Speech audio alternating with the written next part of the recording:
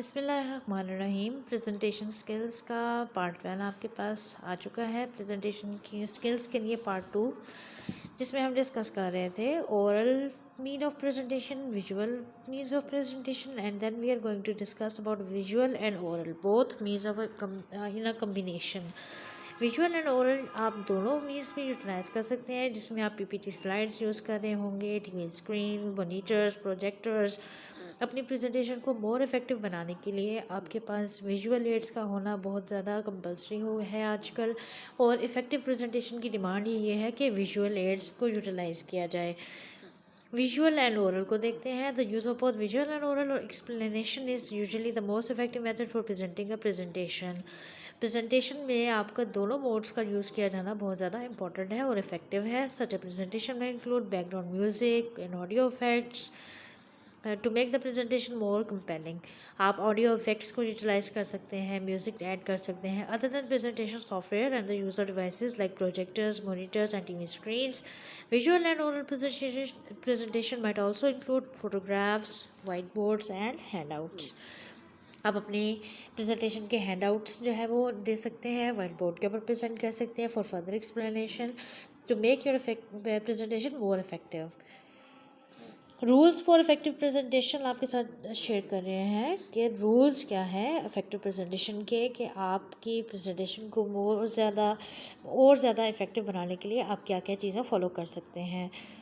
Show your passion and connect with your audience. Connecting with the audience means कि eye contact बनाएं, उनसे questioning करें, उनको engage करें, उनके साथ कोई स्टोरी टेलिंग करें।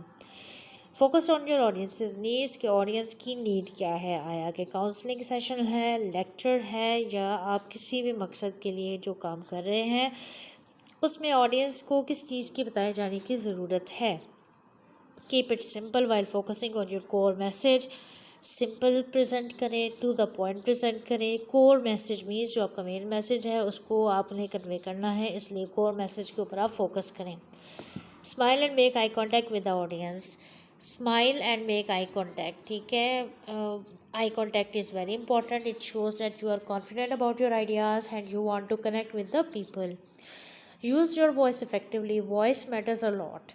आपकी वॉइस का tone, ups and downs of the voice, आप किस वर्ड पे कितना एम्फेसिस कर रहे हैं, बहुत ज़्यादा मैटर करता है। Remember the 10-20-30 rule.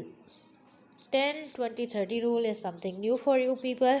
हम इसके नेक्स्ट स्लाइड में डिस्कस करते हैं कि 10-20-30 रूल क्या है।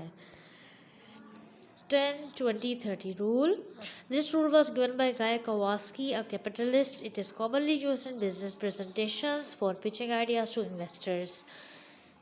ये गाय कवास्की कैपिटलिस्ट था जिसने ये आइडिया दिया या प्रेजेंटेशन टेक्निक बताई 10-20-30 रूल की, जिसमें 10 स्लाइड्स, 20 मिनट्स और 30 पॉइंट फॉन्ट।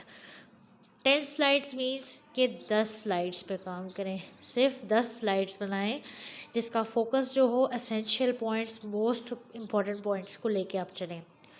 20 मिनट्स, आपकी जो स्लाइड प्रेजेंटेशन है वो 20 मिनट्स से ज़्यादा ना हो। 20 मिनट्स से ज़्यादा अगर आपकी प्रेजेंटेशन जाती है तो वो फोकस जो है वो डाइवर्ट कर सकती है और इंटरेस्ट जो है वो हट सकता है। 30 पॉइंट फॉन्ट, आपका फॉन्ट साइज़ जो है वो 30 पॉइंट्स पे हो ताकि क्लियरली नज़र आए आपकी ऑडियंस को और वो क्लियरली जो है वो कम्युनिकेट कर सके और आपकी प्रेजेंटेशन इम्पैक्टफुल हो जाए। If you have any questions regarding the presentation skills lecture, you can leave it in the comment box. Your questions and queries will be answered inshallah. Thank you. Don't forget to like and subscribe.